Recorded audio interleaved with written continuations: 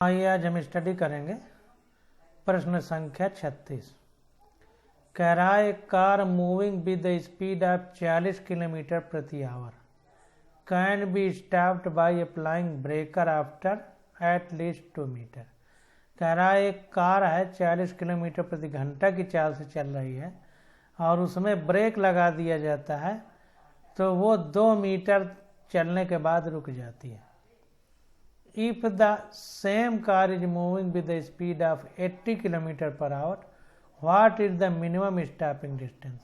तो कह रहा है अगर सेम कार मतलब उसी कार को 40 की बजाय 80 किलोमीटर प्रति घंटे की स्पीड से चलाया जाए तो वो कितने मीटर के बाद स्टॉप होगी अगर ब्रेक लगा दिया जाए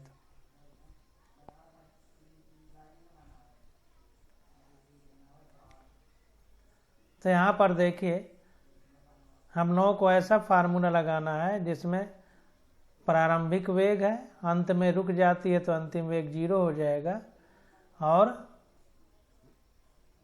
त्वरण भी हो क्योंकि त्वरण के साथ चल रही है और दूरी भी हो। तो गति के 3 नियम से v² - u² बराबर 2as लगेगा क्योंकि v² फार्मूला होता है v² बराबर u² प्लस 2as, ये फार्मूला होता है। तो v² ये इधर आ जाएगा तो -u² = 2as हो जाएगा। ये फार्मूला हम लगाएंगे। तो ये फार्मूला लगाएंगे तो चूंकि अंत में रुक जा रहा है इसलिए अंतिम वेग हमारा 0 हो जाएगा। तो 0 रख दिया minus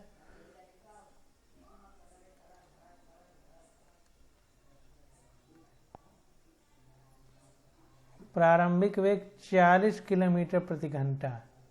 A car moving with the speed of 40 kilometre प्रति घंटा। तो 40 किलोमीटर प्रति घंटा को मीटर पर सेकंड में बदला है तो 100/9 मीटर पर सेकंड आ गया। 5/18 का गुणा कर देंगे तो ये 0 - 100/9 का स्क्वायर क्योंकि स्क्वायर बराबर 2a × s 2 मीटर में रुक जा रहा है तो a बराबर आ गया -10⁴। ये 100 का स्क्वायर होगा अपान 9 × 81 तो 81 गुणे ये 2 दूना 4 इधर आ जाएगा तो 4 हो गया। तो a बराबर -10⁴/81 गुणे 4। अब त्वरण का मात्रक होता है मीटर पर सेकंड स्क्वायर। अब सेकंड केस में इसी तरह यही फार्मूला लगा देंगे तो 0 - 80 किलोमीटर प्रति घंटा है, इसको मीटर पर सेकंड में बदलेंगे तो 200/9 आ जाएगा। 5/18 गुणा करेंगे तो 200/9 का होल स्क्वायर बराबर 2 गुणे माइनस ये 10⁴ हो जाएगा 100 का तो 10⁴/9 81 गुणे 4 हो जाएगा और गुणे यस हो जाएगा। ये वाला यस हो जाएगा और यहाँ से उठा के पूरा जो ए रखेंगे ए का मान यहाँ से उठा के रख दिया तो यस हमारा सॉल्व करने पे आ गया 8 मीटर।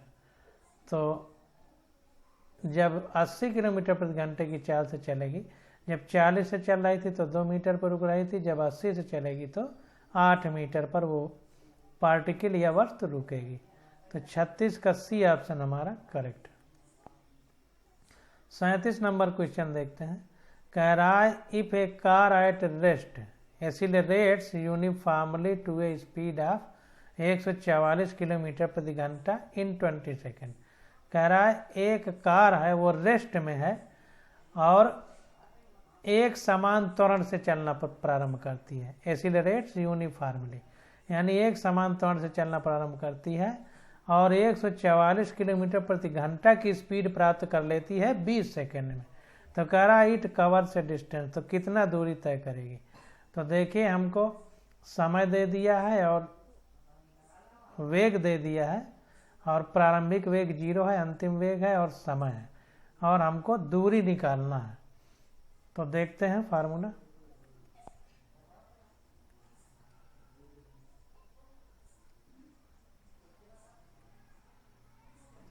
तो देखिए इनिशियल वेलोसिटी रेस्ट से शुरू करती है विराम अवस्था से, तो प्रारंभिक वेग u बराबर 0 हो जाएगा। फाइनल वेलोसिटी 144 किलोमीटर प्रति घंटा है, इसमें 5/18 का गुणा कर देंगे तो मीटर पर सेकंड बदल जाएगा, तो 40 मीटर पर सेकंड आ गया और टाइम हमको 20 सेकंड दे दिया है। तो हम फार्मूला लगा देंगे v = u + at, तो a = v/t। गति के जितने भी नियम हैं सब यूनिफॉर्म एक्सेलरेशन के लिए लगते हैं, एक समान त्वरण होगा तभी ये फार्मूले काम करेंगे। तो इस फार्मूले से हमने त्वरण निकाल लिया, a बराबर v/t हो जाएगा। तो v हमको पता है 40 मीटर पर सेकंड, t पता है 20 सेकंड, तो आ गया 2 मीटर पर सेकंड स्क्वायर, ये त्वरण निकल आया। अब गति का दूसरा समीकरण लगा दिए, तो s बराबर ut + हाफ at स्क्वायर से, चूँकि प्रारंभिक वेग 0 है तो इसमें u बराबर 0 रखेंगे तो पूरा 0 हो जाएगा, तो हाफ at स्क्वायर बचेगा। तो हाफ a हमारा 2 हो गया और t हमारा 20 सेकंड है, तो 20 का स्क्वायर हो गया, तो आ गया 400 मीटर। अब 38 नंबर क्वेश्चन देखते हैं। A body dropped from A height h, एक वस्तु जो है h ऊंचाई से नीचे गिर रही है, विद इनिशियल वेलोसिटी 0, उसकी प्रारंभिक वेग जो है वो 0 है, यानी स्वतंत्र रूप से गिर रही है। Strike the ground with the speed of 3 metre पर सेकेंड, पृथ्वी पर 3 मीटर पर सेकंड के वेग से टकराती है। And other body of same mass dropped from the same height, और दूसरी एक वस्तु है उसको उसका द्रव्यमान, और जो पहले वाली वस्तु है उसका द्रव्यमान समान है, उसको उतनी ही ऊंचाई से छोड़ा जा रहा है और उसका वेग है 4 मीटर पर सेकंड प्रारंभिक वेग। एक को स्वतंत्र रूप से छोड़ा जा रहा है यानी प्रारंभिक वेग 0 है, और दूसरी का प्रारंभिक वेग 4 मीटर पर सेकंड है। तो कह रहा है the final velocity of second mass with which it strike the ground is, तो कह रहा है कि दूसरी वाली जो वस्तु है इसका जब पृथ्वी से टकराएगी तो वेग कितना होगा। तो अभी इसी तरह का क्वेश्चन हम लोग पढ़े थे, फिर से वही आ गया, तो इसको देखते हैं। तो पहली के लिए initial velocity for first body, मतलब पहली वस्तु के लिए प्रारंभिक वेग 0 है u1, तो फाइनल वेलोसिटी v1 हमारी 3 मीटर पर सेकंड है। तो अब initial velocity of second body, दूसरी वस्तु के लिए प्रारंभिक वेग कितना है u2 बराबर 4 मीटर पर सेकंड। तो अब हाइट कितना हो जाएगी, तो h = ut + half gt square, ये होता है।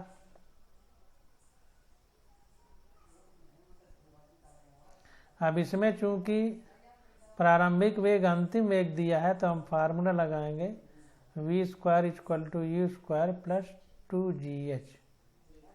अब ये 0 हो जाएगा तो v² बराबर 2gh हो जाएगा, तो h बराबर v²/2g हो जाएगा।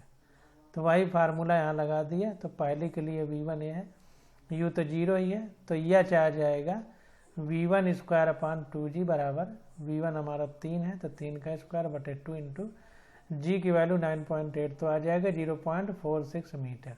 तो पहली वाली वस्तु जो है कितनी ऊंचाई से गिर रही है 0.46 मीटर से। अब फिर फार्मूला लगा देंगे therefore required velocity of the second body, दूसरी बॉडी का क्या होगा, तो फार्मूला होता है v² बराबर u² + 2gh। अब दूसरी के लिए जो है जब ये v निकालेंगे तो v की जगह v2 कर दिया है, अब स्क्वायर हटाएंगे तो पूरे का रूट हो जाएगा, तो u2² + 2gh।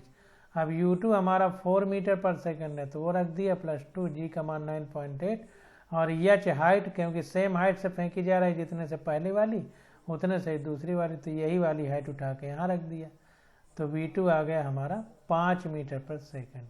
तो 38 का ये वाला ऑप्शन हमारा करेक्ट हो जाएगा। अब 39 नंबर क्वेश्चन देखते हैं।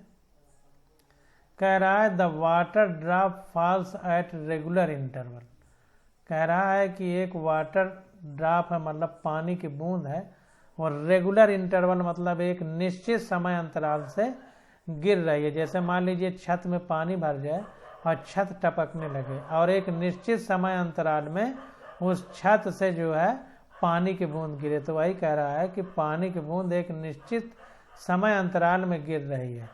ए tap 5 metre above the ground, जहाँ से गिर रही है उसकी ऊंचाई पृथ्वी से 5 मीटर है। तो कह रहा है the third drop is leaving the tap at instant the first drop. कह रहा है जब तीसरी बूंद पृथ्वी पर गिरती है, टच होती है, तो उस समय पहली बूंद टपकती है। इसका मतलब दूसरी बूंद हवा में रहती है। तो कह रहा है how far above the ground is the second drop at that instant. तो कह रहा है इस समय दूसरी वाली बूंद पृथ्वी से कितनी ऊंचाई पर है। How far above the ground in the second drop at that instant. फिर से समझ लीजिए, एक छत है, उससे पानी की बूंद एक निश्चित समय अंतराल से पृथ्वी में गिर रही है। कह रहा है कि जब पृथ्वी में तीसरी बूंद टकराती है, टच करती है, उसी समय पहली बूंद वहां से छत से टपकती है। इसका मतलब दूसरी बूंद हवा में कहीं बीच में रहती है। तो कह रहा है कि जब तीसरी बूंद पृथ्वी से टकराती है तो जो दूसरी बूंद है वो हवा में पृथ्वी से कितनी ऊंचाई पर रहती है, ये पूछ रहा है। इस तरह का क्वेश्चन हम पीछे एक बार कर चुके हैं, ये दूसरा क्वेश्चन है हमारा। तो यहाँ पर देखिए, हाइट ऑफ टैप, जहाँ से पानी की बूंद गिर रही उस छत की ऊंचाई कितनी है, 5 मीटर। तो फॉर द फर्स्ट ड्रॉप, पहली ड्रॉप के लिए 5 इक्वल टू एच बराबर U T plus half g t square. Second गति का दूसरा नियम लगाएंगे। तो ये 5 है यू टी, चूँकि वो वहाँ से टपक रही है, इसका मतलब प्रारंभिक वेग 0 है, तो ये पूरा 0 हो जाएगा। तो हाफ जी टी स्क्वायर, तो हाफ जी की वैल्यू 10 रखा है, टी स्क्वायर, तो ये आ गया 5 टी स्क्वायर बराबर 5। 5 से 5 कट जाएगा, यानी टी स्क्वायर बराबर 1, यानी टी बराबर 1 सेकेंड। तो it means that the third drop leaves after 1 second of the first drop. तो कह रहा है कि इसका मतलब ये है कि पहली बूंद 5 सेकंड की दूरी तय कर लेती है 1 सेकंड में, 5 मीटर की दूरी 1 सेकंड में। तो वही कह रहा है कि it means that the third drop leaves after 1 second. इसका मतलब कि जो तीसरी बूंद है, क्योंकि जब पहली बूंद पृथ्वी को टच करती है तो तीसरी बूंद पृथ्वी को टच करती है तो ऊपर पहली बूंद वहाँ से टपकती है। इसका मतलब ये है कि 1 सेकेंड में तीसरी बूंद जब पृथ्वी से टच की तो वो पहली वाली टपकना शुरू की। तो वही कह रहा है it means that the third drop leaves after 1 second. इसका मतलब तीसरी बूंद 1 सेकेंड बाद गिर रही है, ऑफ द फर्स्ट ड्रॉप, पहली बूंद के बाद, मतलब पहली बूंद के 1 सेकेंड बाद तीसरी बूंद गिर रही है। Of each drop leaves after every 0.5 second. इसका मतलब ये है कि प्रत्येक ड्रॉप 0.5 सेकेंड यानी 1 सेकेंड का आधा उस पे गिर रही है। क्यों? क्योंकि 1 सेकेंड में जब एक बूंद जो है नीचे गिर जाती है तो आधा सेकेंड में दूसरी बूंद बीचों बीच रहेगी और तब तीसरी बूंद टपकेगी वहां से। तो distance covered by the second drop in 0.5 second. इसका मतलब कि जो दूसरी बूंद है वो 0.5 सेकेंड में आधी दूरी तय करेगी। Distance covered by the second drop यानी आधी ऊंचाई पर है तो 0.5 में वो भी पृथ्वी पर पहुंच जाएगी। तो 39 का ए ऑप्शन हमारा करेक्ट हो जाएगा। अब आगे देखिए, ये 0.5 में सेकेंड ड्रॉप मतलब पृथ्वी पर पहुंचेगी और हमसे पूछ रहा है कि पहली बूंद किस में गिरेगी। तो अब देखिए यहाँ पर distance covered by the second drop in 0.5 second. 0.5 second में दूसरी बूंद द्वारा कितना दूरी तय की जाएगी। तो एच बराबर U T plus half g t square, प्रारंभिक वेग 0 है तो हाफ जी टी स्क्वायर हो गया, तो हाफ जी की वैल्यू 10 है और दूसरी बूंद 0.5 सेकेंड में पृथ्वी तक पहुंच जाती है तो 0.5 रख दिया। तो हमारी जो डिस्टेंस एच है वो आ गई 1.25 metre. Therefore distance of the second drop above the ground, इसलिए पृथ्वी से कितनी ऊंचाई रहेगी। तो पूरा जो जहाँ से बूंद गिर रही है वो छत की ऊंचाई 5 मीटर है और पृथ्वी से दूसरी बूंद की ऊंचाई 1.5 है। Therefore distance of second drop drop above the ground, ये 1.25 मीटर छत से ऊंचाई है जब सेकंड बूंद यहाँ पर रहती है, दूसरी बूंद। तो पृथ्वी से कितना होगा, तो चूंकि छत की ऊंचाई पृथ्वी से 5 मीटर है, तो 5 में से अगर इतना घटा दिया जाए तो पृथ्वी से कितनी ऊंचाई पर है दूसरी बूंद, वो आ जाएगा। तो 5 - 1.25, तो ये आ गया 3.75 मीटर। इतनी ऊंचाई पर पृथ्वी से दूसरी बूंद रहेगी। अब प्रश्न संख्या 40 देखते हैं।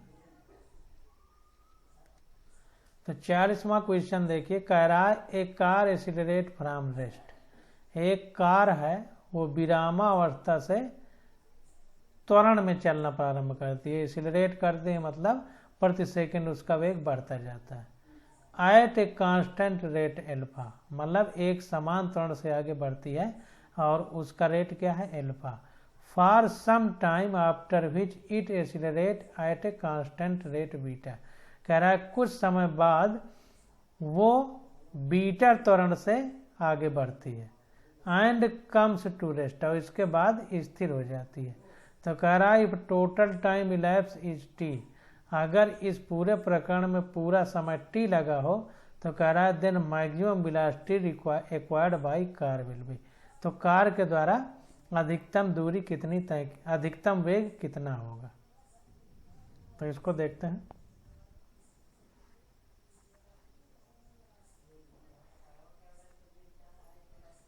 तो यहाँ पर देखिए प्रारंभिक वेग u बराबर 0 है।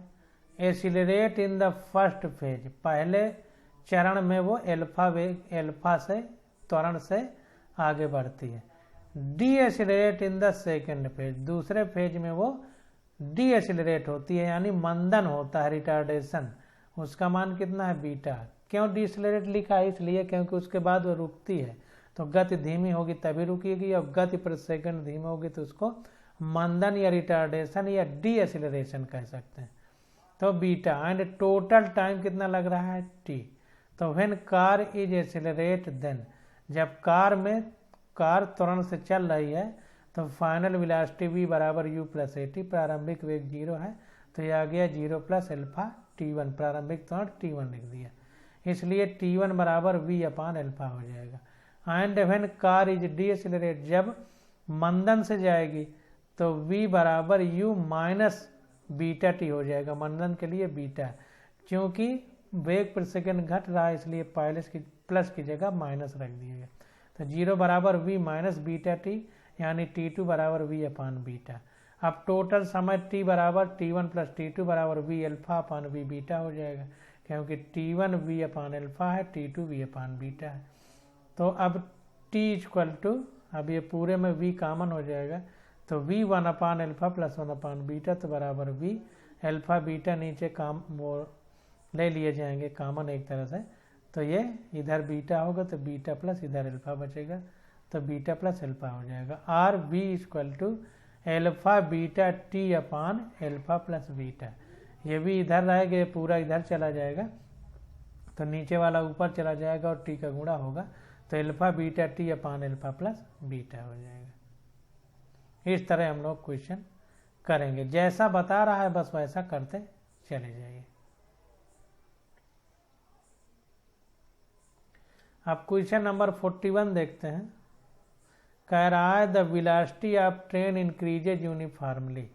कह रहा है कि एक ट्रेन है, रेलगाड़ी है, उसका वेग एक समान रूप से बढ़ रहा है, फ्रॉम 20 किलोमीटर प्रति घंटा टू 60 किलोमीटर प्रति घंटा, 20 किलोमीटर प्रति घंटा से 60 किलोमीटर प्रति घंटा। अब एक समान वेग से बढ़ रही है, इसका मतलब उसका त्वरण जो है एक यूनिफॉर्म एक्सीलरेशन है। The distance travelled by the train during this period, तो इस स्थिति में कितना दूरी तय की जाएगी उस ट्रेन के द्वारा। तो देखिए वेलोसिटी उसकी प्रारंभ में 20 है, फिर बाद में 60 हो जाती है, समय हमको 4 घंटा दे दिया। तो ऐसा फार्मूला लगाएंगे जिसमें सब कुछ हो।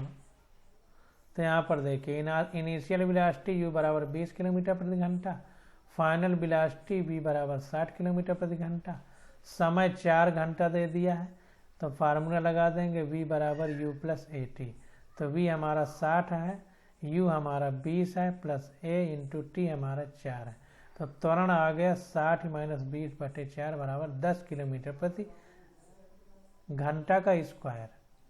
ये चूंकि किलोमीटर को मीटर में नहीं बदला, तो जो त्वरण है हमारा वो 10 किलोमीटर प्रति घंटा का स्क्वायर आ गया। अब हमसे दूरी पूछ रहा है, तो therefore distance travel in 4 hours. अब 4 घंटे में कितना दूरी तय करेगा? तो देखिए पहले ए निकाल लिया गया है, क्योंकि इस फार्मूले में ए है। तो ए कहाँ से रखते? तो इस फार्मूले से गति के पहले नियम से ए निकाल लिया, फिर दूसरे नियम से दूरी निकाल लिया।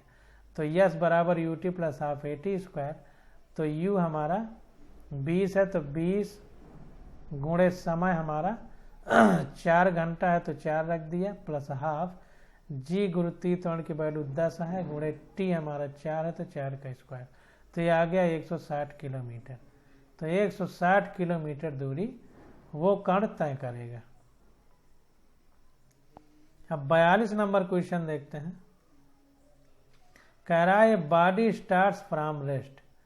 एक वस्तु है वो स्थिर अवस्था से चलना शुरू करती है। What is the ratio of the distance travelled by the body.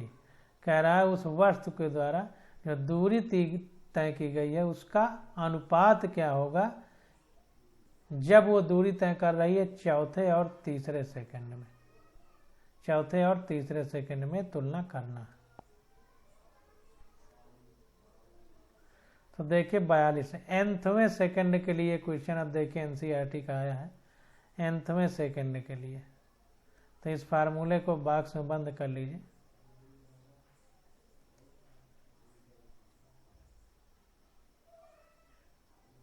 इसको याद कर लीजिए। तो एस एन बराबर you plus half A 2n minus 1 होता है। तो अब प्रारंभिक वेग u बराबर 0 है। अब चौथे सेकंड के लिए क्या होगा?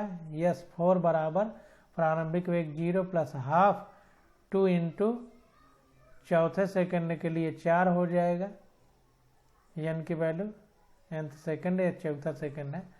4 माइनस 1 कहीं कहीं पर एस एन बराबर you plus half A 2t minus 1 होता है, क्योंकि t 4 सेकंड। तो 4 हो जाएगा, माइनस का 1 हो जाएगा। तो सॉल्व करने पे आएगा 7a/2।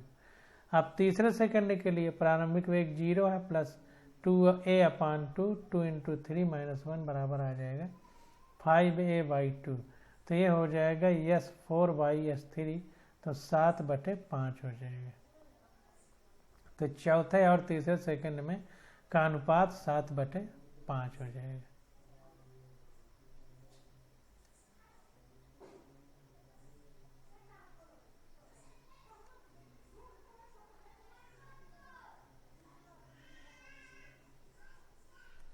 अब प्रश्न संख्या 43 देखते हैं। कह रहा है ये body drops from top of a tower. एक वस्तु कोई टावर है यानी मीनार है कोई, उसके सबसे ऊंचे वाले चोटी से गिराई जा रही है। फॉल थ्रो 40 मिनट और फॉल्स थ्रो 40 मीटर और 40 मीटर गिरती है during the last 2 second of its fall. Last के 2 सेकेंड में 40 मीटर गिरती है। तो कह रहा है the height of the tower is g बराबर 10 मीटर पर सेकेंड।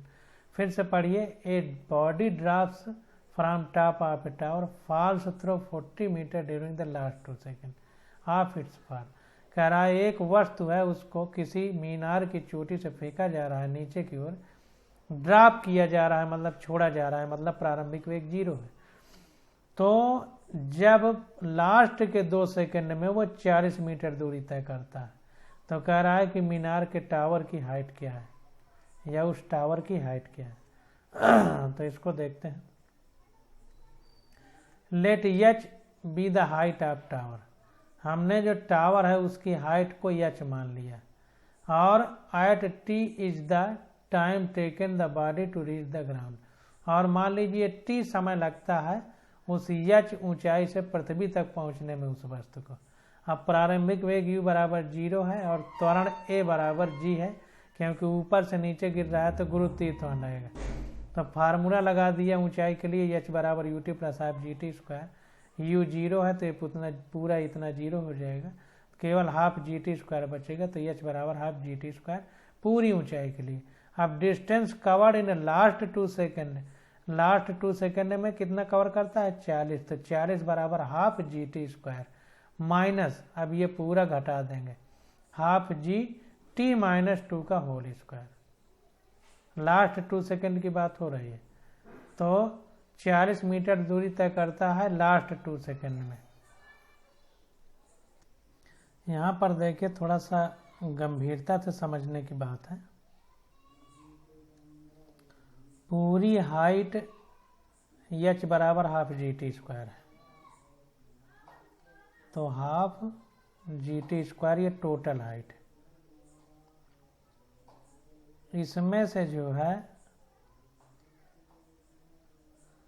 हम अगर 40 घटा दें तो 40 के ऊपर जो हाइट है वो निकल आएगी, और इसमें समय कितना लग रहा है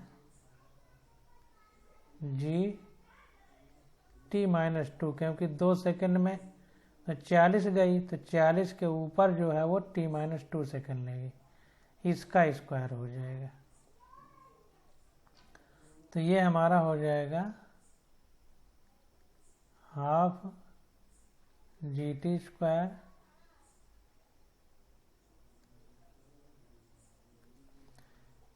तो ये हो जाएगा हाफ जी टी स्क्वायर, और इसको इधर लाएंगे तो माइनस का हाफ जी टी माइनस 2 का होल स्क्वायर बराबर, इसको इधर लाएंगे तो ये माइनस का प्लस हो जाएगा तो 40 हो जाएगा।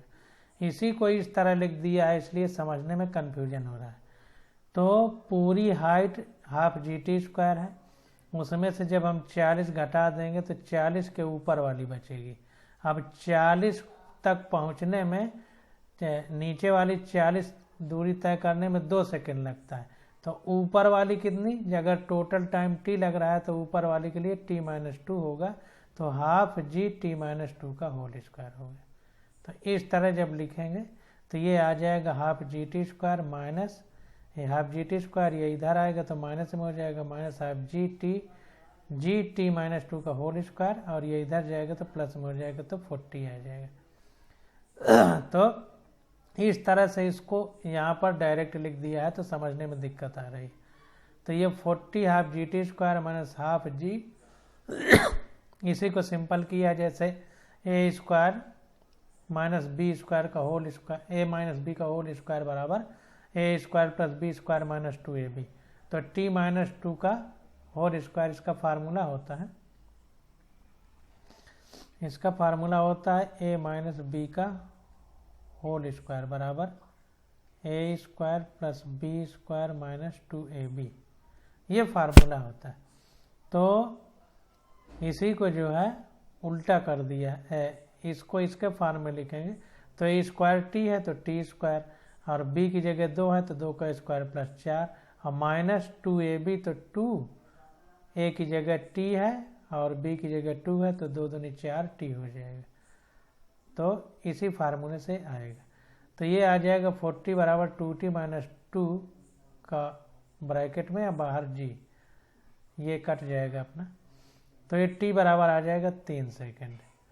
तो टोटल टाइम जो t है ऊपर से नीचे तक पहुंचने में वो आ गया t। अब फार्मूला लगा देंगे ये वाला हाफ h बराबर हाफ जी टी स्क्वायर, तो हाफ g 10 है और t 3 है तो इसका स्क्वायर होगा तो h आ जाएगा 45 मीटर। तो 43 का तीसरा बी ऑप्शन हमारा करेक्ट हो जाएगा।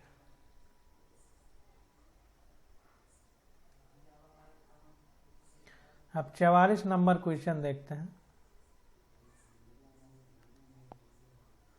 कह रहा है what will be the ratio of distance moves bye A freely falling body from rest in 4th and 5th second of journey. कह रहा है कि अनुपात क्या होगा यदि स्वतंत्र रूप से दो वस्तुएं गिर रही हैं 4 सेकेंड, चौथे सेकेंड और 5वें सेकेंड में उनके जो यात्रा है उसका अनुपात क्या होगा। कहने का मतलब कि कुछ ऊंचाई से दो वस्तुएं स्वतंत्र रूप से गिर रही हैं तो चौथे और 5वें सेकेंड में उनकी यात्रा का अनुपात क्या होगा, यानी हाइट का अनुपात एक तरह से। तो इसको देखते हैं। तो देखिए distance covered in nth second is given भाई, अभी nth सेकेंड वाला ऊपर क्वेश्चन आया था। तो Sn बराबर u प्लस हाफ ए 2n माइनस 1 होता है। अब स्वतंत्र रूप से गिर रही है तो प्रारंभिक वेग 0 होगा, तो u बराबर 0 और गुरुत्वीय त्वरण के बराबर होगा क्योंकि ऊपर से नीचे गिर रहे हैं, तो g काम करेगा, तो a की जगह g रखेंगे। तो S4 चौथे सेकंड के लिए S4 बराबर, ये तो 0 हो गया, a की जगह g हो गया, अपान 2 इंटू चौथे सेकंड के लिए 4 रख दिया -1, तो आ गया 7g/2। अब पाँचवें सेकंड के लिए S5 बराबर g अपान 2 इंटू 5 हो जाएगा, यहाँ 5 से पाँचवें सेकंड के लिए -1, तो यह आ जाएगा 9g/2। अब S4 अपान S5 निकालेंगे तो आ जाएगा 7/9। तो 44 का बी ऑप्शन हमारा करेक्ट हो जाएगा। तो आज बस यहीं तक। अब 45 नंबर क्वेश्चन हम लोग अगले लेक्चर में स्टडी करेंगे।